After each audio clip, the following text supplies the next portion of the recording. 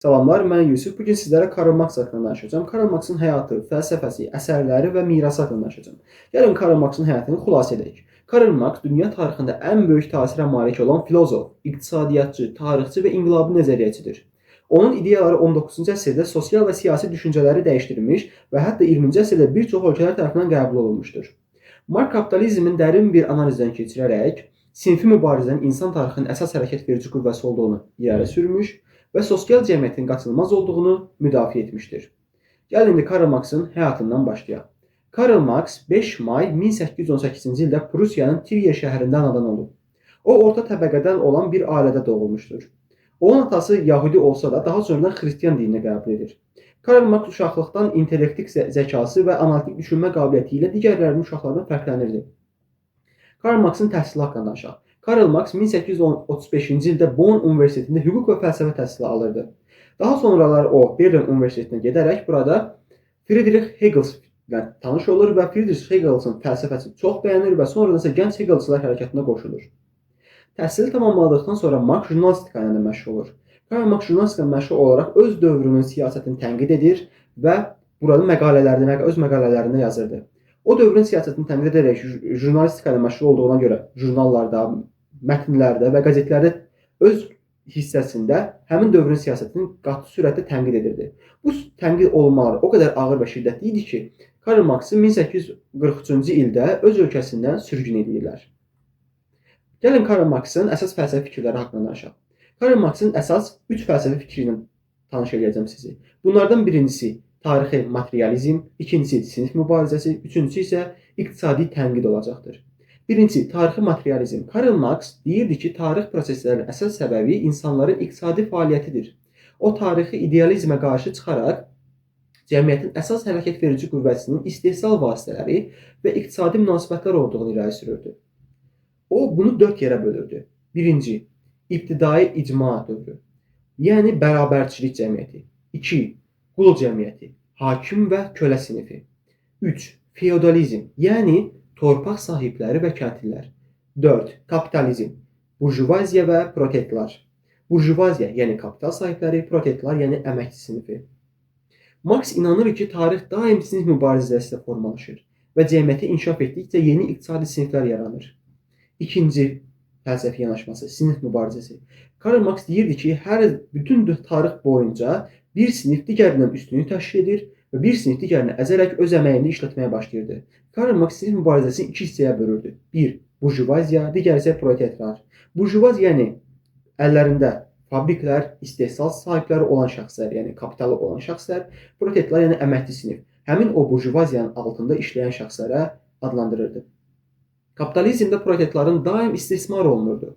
İşçilər istehsal prosesində iştirak etsələr də dəyərindən çox işləyirdilər və kapitalistlər tərəfindən bu mənimsənilirdi deyə vurğulayır. Və bu da artıq dəyər olaraq vurğulanırdı və Karl Marx da bunu öz nəzəriyyəsi olan surplus value adlanan nəzəriyyəsində açıq-aydın izah edir. Yəni, işçilər burada öz əməklərindən artıq işləyir, əməklərinin qarşılığını almır, burjuvazlar tərəfindən istismar olunur və istismara doğru gedirdi. Bu istismara doğru getmə də Karl Marxın 3-cü fəlsəfi fikrinə gətirib çıxarır. Bu da kapitalizm və istismar adlanan 3-cü fəlsəfi fikridir. Bu fikirdə Karl Marx kapitalizmin iqtisadi quruluşunu təhlil edərək, onun zəhmətkeşlər üzərində qurulmuş istismar sistemi olduğunu sübut etməyə çalışırdı. Onun 3 əsas fikir var idi bu fəlsəfi yanaşmaya. Birincisi, işçi maaşı qarşılığını işləyir, lakin maaşının qarşılığını almır, maaşından daha çox işləyir və daha az maaş alır. İkinci sistem, kapital sahibləri işçilərin əməyindən əlavə dəyər əldə edərək zənginləşirlər. Üçüncü, sistem öz-özünə dağılacaq. Çünki zəngin kasıb arasındakı fərq get-gedə böyüyəcək və proletlar, yəni əməkçi sinif buna qarşı çıxıb və inqilab əldə edəcəklər. Bu da Karl Marxın 3-cü fəlsəfi fikri idi. İndi gəlin Karl Marxın əsərləri haqqında biraz danışaq. Əsərlərin danışmazdan əvvəl Friedrich Engels haqqında danışmaq istəyirəm. Bu şəxsiyyət Karl Marx 1843-cü ildə Fransaya fəhlə sinifini öyrənməyə gedən zaman tanış olduğu şəxsdir. Və burada onunla bərabər bir çox əsərlər yazır. Və bir çox əsərlərində həmin şəxslə bərabər yazır. Bu əsərlərindən ən məşhur, yəqin hər kəsinə qarşıdan çıxmış Kommunist Manifesti əsəridir. Bu əsər 1848-ci ildə yazılmışdır. Bu əsəri Friedrich Engels'la bərabər yazan Karl Marx bu əsərdə Kitabda Marx kapitalizmin problemlərini izah edir və proletariat sinfi mübarizəyə qoşulmalı olduğunu bildirirdi. İnqilabi ideyalar təqdim olunur. Fəhlə sinfin ayağa qalxması və kommunist cəmiyyətin qurulması vacib olduğunu vurğulayırdı. Karl Marx bu kitabı Friedrich Engels'lə bərabər yazan zaman ən məşhur ifadəsi olan bu ifadəni işlətmişdi. Bütün ölkələrin fəhlələri birləşin. Bu Karl Marx'ın ən məşhur Kommunist Manifesti kitabında işlədilən bir cümlədir. Daha sonra Karl Marx'ın ən məşhur bir digər əsəri var. Bu həmçinin Karl Marx'ın məşhur əsəri olmaqla yanaşı ən böyük əsəri kimi qəbul olunur. Bu əsər Kapital əsəridir. Kapital əsəri 1867-1894-cü illərdə yazılmışdır və əsas ideyaları da Karl Marx'ın ən böyük əsəri Kapital əsəri olaraq qəbul edilir və əsas ideyaları da burada artıq dəyər, istismar, kapital yığımı və kapitalist sistemin böhranları izah edilirdi. Marx kapitalizmin qaçınılmaz çöküşünü və yerini sosializmə verəcəyini iddia edirdi. Karl Marx kapitalizmin proletariat tərəfindən inqilaba uğrayacağını və nəticədə məhv olacağını vurğulayırdı. Onun deyiminə görə ilk öncə kapitalizm məhv olacaq, daha sonra sosializm, sosializmdən sonra isə kommunizm yaranacağı vurğulayırdı. Karl Marx 14 mart 1883-cü ildə Londonda vəfat edir. Onun fikirləri həyatında geniş yayıla bilməsə də ölümündən sonra böyük təsir görmüşdür. Belə ki, Karl Marx öləndən sonra 20-ci əsrdə onun ideyaları və siyasi düşüncə tərzi bir çox ölkələrdə tətbiq olunmağa başladı. Bunun başında Sovet İttifaqı var idi. Daha sonra Çin, Şimali Koreya və bir çox ölkələr Karl Marx'ın ideologiyasını, marksizmi qəbul etmişlər. Marksizm mənim də deyimimə görə, yəni bəlkə bunu bir neçə videoda işlətmişəm, marksizm mənə görə çox qatı bir dindir. Həqiqətən bir dindir, çox ağır bir dindir. Hətta sizə belə bir hekayəni danışa bilərəm ki, marksizmlə bağlı. Marksizm və Amerikanın prezidenti John F. Kennedy'nin ölümü. Bunlar bir-birindən bağlıdır. John F. Kennedy'nin ölümü marksizmlə əlaqəlidir. Bu necə olub? Gəlin sizə bunu danışım. 1963-cü ildə Amerikan prezidenti John F. Kennedy soyuq müharibə dövründə kapitalist ideologiyanı müdafiə edirdi. Lakin onun ölümündən sonra bir çoxları bunu marksist qruplarla əlaqələndirdi. Dallasda Kennedy avtomobillə gedərkən Lee Harvey Oswald adlı şəxs ona atəş açdı və prezident həyatını itirdi. Oswaldın keçmişi araşdırıldıqda onun marksist ideologiyalara meyilli olduğu və SSRİ-yə səfərliyi etdiyi məlum oldu. Maraqlıdır ki, Karl Marx inqilabi və sinfi mübarizəni müdafiə edirdi. Lakin onun ideyaları bəzi radikal qruplar tərəfindən sui-istifadə edilirdi.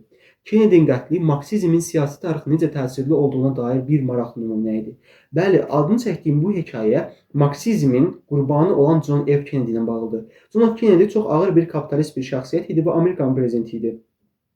Sözdə marksist olan Lee Harvey Oswald tək başına, yəni dırnaq içərisində deyirəm tək başına, çünki bunun tək başına olması qeyri-müəmma idi. Çünki Amerikan prezidentini tək başına öldürmək bu çox çətin bir prosesdir. Ancaq ki, hələ də heç bir təhqiqat və yaxud da nəticə əl vermir ki, o tək idi və yaxud da arxasında kimlərsə var idi. Heç bir sübut yoxdur. Tək olduğuna əsaslanırlar hələ də.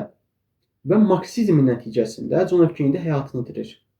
Çünki marksizmdə kapitalizmə qarşı dururdular. Və John F. Kennedy ağır bir kapital idi.